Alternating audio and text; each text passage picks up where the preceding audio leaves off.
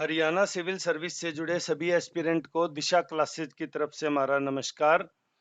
तो आज general knowledge GS का 2022 मेंस जिसको बोला जा रहा है, जिसको वैसे उच्चारण में तो हम एचसीएस 2023 बोल रहे हैं, उसका जीके का पेपर आ गया 20 सवालों को। उसको हमने अपने ही फॉर्मेट में टाइप करके मैंने आपको प्रोवाइड कराया है। तो जो हमारा व्हाट्सएप ग्रुप है 8302800006, इस पे मैं वो शेयर भी कर दूंगा। आप जरूर अगर एचसीएस के एस्पिरेंट है तो 3 घंटे का समय निकाल के इसको लिख के देखिए आप कितना लिख पाते हैं। 10%, 20%। कई बच्चे बिल्कुल बिगनर हैं जो कह रहे हैं सर हम जस्ट ग्रेजुएट हैं। आप इसके बारे में लिखिए, आपको 10 लाइन लिख पाते हैं, 20, 30, लेकिन आपको पता तो चले। हरियाणा का इसमें कोई रोल नहीं है, हरियाणा के कैंडिडेट को इसमें कोई प्रिविलेज नहीं है। ये ऑल इंडिया का लेवल का पेपर है। जैसे आप सवाल भी देखेंगे आगे, हम फटाफट सवाल पे आगे बढ़ते हैं, ज्यादा टाइम नहीं वेस्ट करते। पहला सवाल आया था 1857 की क्रांति के आरंभ होने के प्रमुख कारण। हरियाणा में उसका हिस्सा नहीं पूछा गया। 1857 की क्रांति स्टार्ट हुई, उसके कारण का विश्लेषण करना था।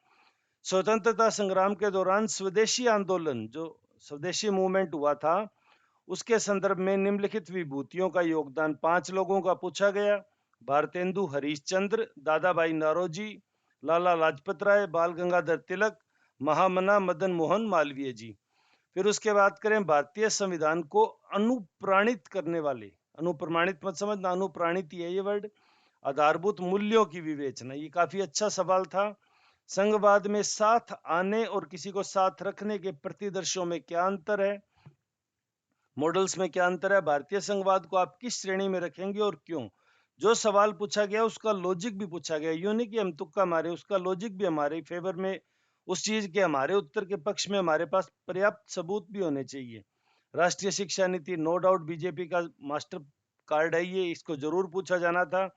भारत की शिक्षा व्यवस्था में बिल्कुल अप्लाइड, बिल्कुल एनालिटिक सवाल पूछा है, किसी के लिए कोई स्पेशल दिमाग लगाने की जरूरत नहीं थी। मणिपुर को पूछ के इन्होंने लेटेस्ट से लेटेस्ट बताने की कोशिश की है कि हमारा पेपर बिल्कुल जस्ट अभी प्रिपेयर ही हुआ है। सांप्रदायिक झगड़ों के शुरू होने के महत्वपूर्ण कारणों की विवेचना कीजिए।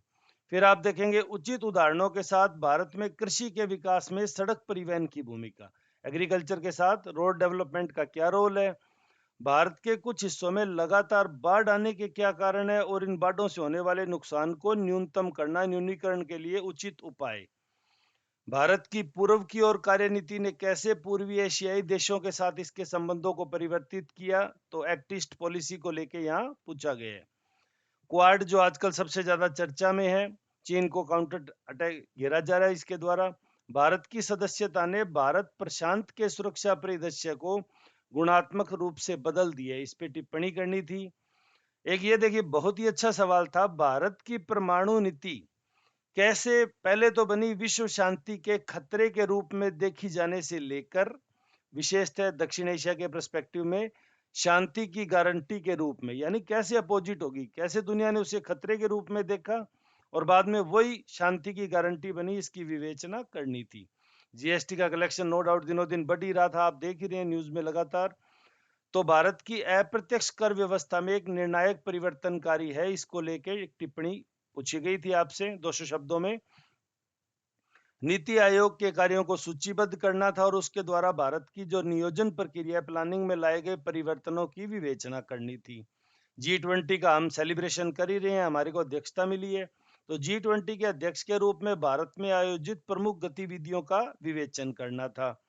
संयुक्त राष्ट्र सुरक्षा परिषद में भारत ने जो स्थायी सदस्यता के लिए दावा किया है, उसके संदर्भ में आलोचनात्मक विश्लेषण पूछा गया था, आपको आलोचनात्मक विश्लेषण करना था।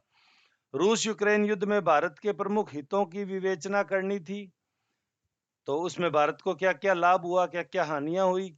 क्या आप सोचते हैं कि 2030 तक भारत अपनी ऊर्जा आवश्यकताओं का 50% जो मोदी जी ने यूएनओ में कहा था नवीकरणीय ऊर्जा से प्राप्त कर लेगा? आप पक्ष में हो चाहे विपक्ष में, अपने उत्तर को आपको फैक्ट के साथ सत्यापित करना था।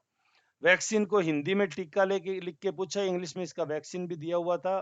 क्वेश्चन में शुरू में बता दिया गया था अगर किसी प्रकार का थोड़ा सा कंफ्यूजन होता है तो इंग्लिश के वर्ड को है वो ज्यादा एक्यूरेट माना जाएगा। तो टीके के विकास के पीछे आधारभूत सिद्धांत क्या है वैक्सीन के डेवलपमेंट में, और वैक्सीन काम कैसे करती है, तो कोरोना से जोड़ के इस सवाल को पूछ लिया गया।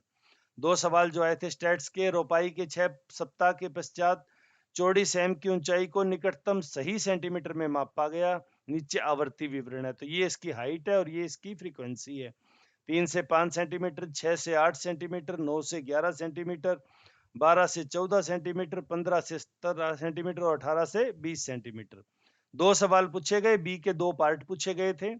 आंकड़ों के लिए एक संचयी आवर्ती वक्र बनाना था और वक्र से अनुमानित क्या करना था, ऐसे पौधों की संख्या जिनकी हाइट 10 सेंटीमीटर से कम है, और x का मूल्य यदि 10% पौधे x या उससे अधिक ऊंचाई के होंगे तो x का मूल्य क्या होगा।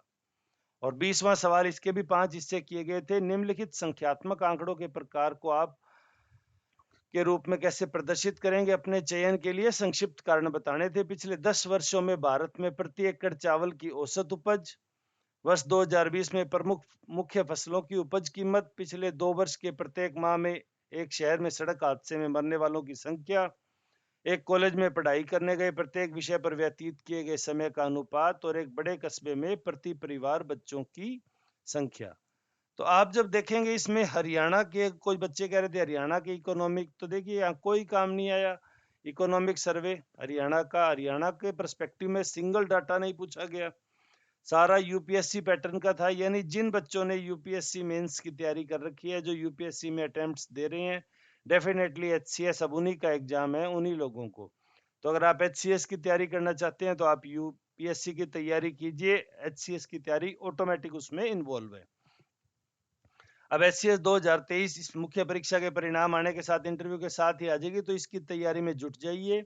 60 से 100 के करीब सीट्स हैं इसमें, आपको इस बार पूरे दमखम से प्रीलिमिनरी के साथ ही जुट जाना है। दिशा क्लासेज पे हम आगे आपको इसको गाइड करते रहेंगे। अगर आप चैनल पे जुड़ना चाहते हैं तो चैनल को लाइक सब्सक्राइब कर लें, बेल आइकन जरूर दबा लें।